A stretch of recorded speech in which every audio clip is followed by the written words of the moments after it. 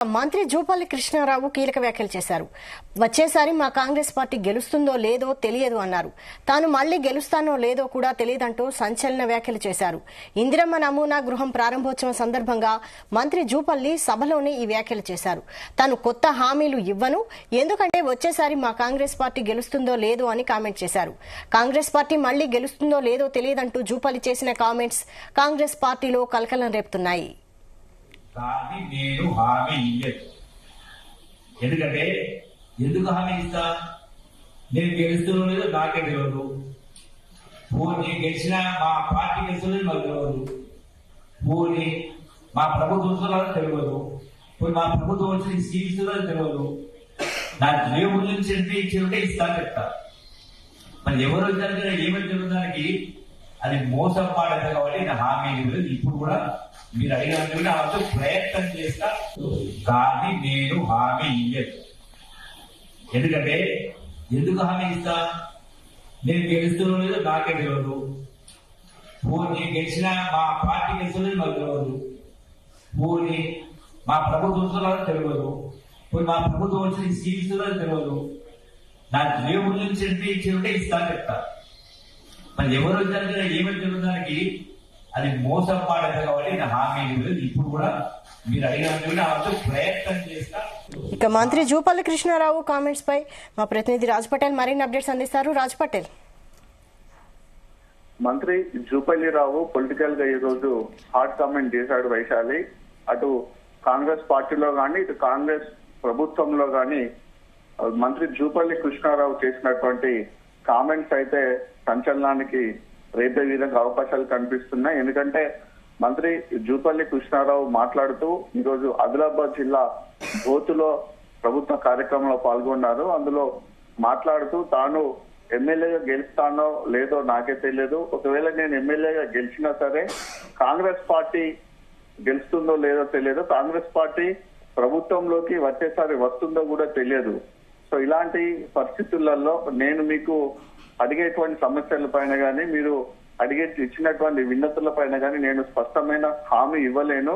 మీకు హామీ ఇచ్చి మిమ్మల్ని నేను మోసం చేయలేను అనే విషయాన్ని చాలా స్పష్టంగా బహిరంగంగా ప్రజల ముందే మంత్రి జూపల్లి కృష్ణారావు ఈరోజు మాట్లాడారు వైశాలి.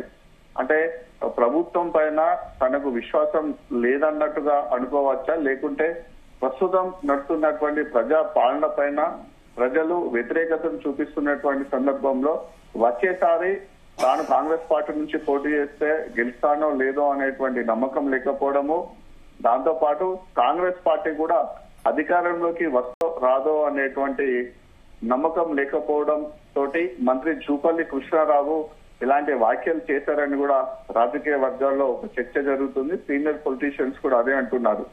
అంటే ఒకవైపు సీఎం రేవంత్ రెడ్డి ఏమో వచ్చే 10 ఏళ్లు కాంగ్రెస్ పార్టీ అధికారంలోకి ఉంటుంది, తానే 10 ఏళ్లు సీఎం గా ఉంటున్నానని ప్రతి సభలో ఎక్కడ బహిరంగ సభ జరిగినా సరే పార్టీ వేదిక అయినా సరే అక్కడ ఖచ్చితంగా తాను ఇదే మాట మాట్లాడుతూ ఉన్నాడు. ఇటీవల జరిగినటువంటి టీచర్ల మీటింగ్ లో సరే అదే మాట్లాడారు. 10 ఏళ్లు కాంగ్రెస్ పార్టీ ఉంటుంది, రెండోసారి మూడోసారి ముఖ్యమంత్రిగా కూడా కావాలని ఆశ ఉందని తాను చెప్పడం జరిగింది. సో కానీ క్రియాశీలకమైనటువంటి మంత్రి సీనియర్ రాజకీయ నాయకులైనటువంటి మంత్రి జూపల్లి కృష్ణారావు ఈ రోజు మాత్రం చాలా హాట్ కామెంట్ చేస్తారు. కాంగ్రెస్ పార్టీలో మంత్రి జూపల్లి కృష్ణారావు చేసినటువంటి కామెంట్స్ పైన కూడా తీవ్రంగా చర్చ జరిగే అవకాశం ఉంది. ఇటు రాష్ట్రకు సంబంధించినటువంటి పార్టీ నాయకులతో పాటు రాష్ట్ర పెద్దలతో పాటు అటు ఢిల్లీ ఏఐసిసి వర్గాల ఈ రోజు మంత్రి జూపల్లి కృష్ణారావు చేసినటువంటి కామెంట్స్ పైన కూడా చర్చించే అవకాశం ఉంది వైశాలి. ఎందుకంటే పార్టీలో చాలా క్రియాశీలకంగా ఉన్నాడు. ప్రభుత్వంలో క్రియాశీలకంగా ఉన్నటువంటి మంత్రి జూపల్లి కృష్ణారావు చాలా సీనియర్ పొలిటీషియన్. గత 3 రోజుల నుంచి కూడా ఉమ్మడి ఆదిలాబాద్ జిల్లాలోనే పర్యటిస్తున్నటువంటి సందర్భము, ప్రభుత్వానికి ఎప్పుడు సపోర్ట్ గా ఉంటూ ప్రభుత్వం చేసేటువంటి కార్యక్రమాలకు ఎప్పుడు మద్దతు తెలుస్తూ ప్రజల్లోకి తీసుకుపోయే విధంగా ప్రతిసారి మాట్లాడే వ్యక్తి మంత్రి జూపల్లి కృష్ణారావు. ఆదిలాబాద్ జిల్లా ఉమ్మడి ఆదిలాబాద్ జిల్లా ఇన్ఛార్జ్ గా కూడా జూపల్లి కృష్ణారావు ఉన్నారు. ఇటు ప్రభుత్వాన్ని కాపాడుకుంటూ ప్రభుత్వం చేస్తున్నటువంటి కార్యక్రమాలు చెప్పడంతో పాటు అటు గత మిగతా పార్టీల పైన ప్రతిపక్ష పార్టీల పైన కూడా గతంలో అధికారంలో ఉన్నటువంటి బీఆర్ఎస్ పార్టీ పైన కూడా తీవ్ర స్థాయిలో ఆరోపణలు చేసేటువంటి మంత్రి జూపల్లి కృష్ణారావు ఈ రోజు ఇలా ఎందుకు కామెంట్స్ చేయాల్సి వచ్చింది అనేది కూడా ఒక ప్రశ్నార్థకంగా మారింది. బహుశా తనకున్నటువంటి ఇన్ఫర్మేషనా లేకుంటే అన్వాంటెడ్ గా మాట్లాడారా లేకుంటే కావాలనే మాట్లాడారా అనేది అయితే వేచి చూడాల్సిన అంశంగా ఉంది. ఎటు చూసినా సరే అంటే ఇప్పటి వరకు పార్టీలో కొంతమంది నాయకులు పదవులు రాని వాళ్ళు మాత్రమే పార్టీకి వ్యతిరేకంగా అప్పుడప్పుడు మాట్లాడుతున్న పరిస్థితి కనిపిస్తుంది. కానీ ఈ రోజు ప్రభుత్వ కార్యక్రమం బోతుల్లో జరిగింది. Indiramma house model opening, Indiramma ఇళ్లకు సంబంధించినటువంటి మోడల్ హౌసెస్ ఓపెనింగ్ కార్యక్రమం జరిగింది. అలాంటి ప్రభుత్వ కార్యక్రమంలో కాంగ్రెస్ పార్టీ ప్రభుత్వం ఉంది. ప్రజాపాలన అనే పేరుతోటి పరిపాలన చేస్తున్నటువంటి కాంగ్రెస్ పార్టీ ప్రభుత్వ కార్యక్రమంలో ప్రజా వేదిక పైన, ప్రభుత్వ కార్యక్రమం నడిచేటువంటి వేదిక పైన కాంగ్రెస్ పార్టీ తిరిగి అధికారంలోకి వస్తుందో లేదో అనేటువంటి చేసినటువంటి కామెంట్స్ అయితే చాలా వివాదాస్పదంగా కూడా మారే అవకాశం ఉంది. ఎందుకంటే రాజకీయంగా చూస్తే ఎప్పుడు ఎక్కడైనా సరే ఎలాంటి పార్టీ అయినా సరే ప్రభుత్వం అయినా సరే ప్రభుత్వ కార్యక్రమంలో పార్టీ వేదిక పైన కూడా రాబోయే రోజుల్లో తమ పార్టీ అధికారంలోకి వస్తుందో రాదో అనేటువంటి డౌట్ఫుల్ గా ఎప్పుడు కూడా చెప్పిన సిచ్యువేషన్స్ లేవు. మా సీనియర్ నాయకులు చాలా అత్యంతటువంటి సీనియర్ నాయకులు ఎప్పుడు కూడా వివాదాస్పద వ్యాఖ్యలు చేయని వ్యక్తి మంత్రి జూపల్లి కృష్ణారావు. ఎక్కడ కూడా పొలిటికల్ కామెంట్స్ ఏం చేసినా సరే చాలా ఇన్స్పిరేషన్ గా ఉండేటువంటి కామెంట్ చేసే జూపల్లి కృష్ణారావు. కానీ ఈ రోజు ఎందుకు ఇలాంటి కామెంట్ చేయాల్సి వచ్చింది?